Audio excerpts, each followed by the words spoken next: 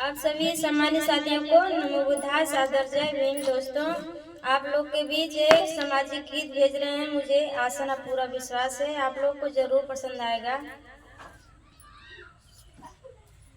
माई के हमसे छीन लिहला विधना, बोल कैसे हम लोग रहल जाई।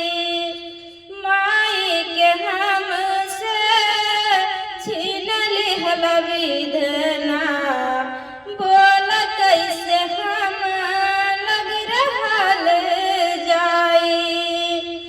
हम लोग के दिहाला टुअरा बनाई, के कर के माई कहल जाई।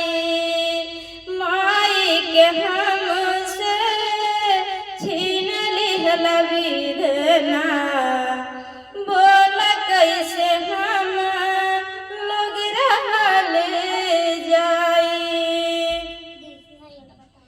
जहिया से गइली छोड़ के हमरा के माई, कुछु समझ न आवे।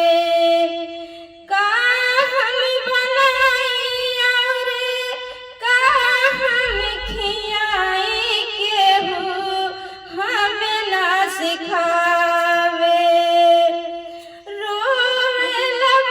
रोवेला बबुआ विधना, लागे करे जावा फट जाई।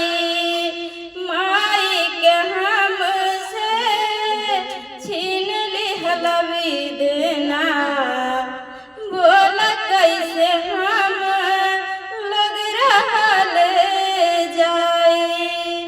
नमो बुद्धाय सादर जय।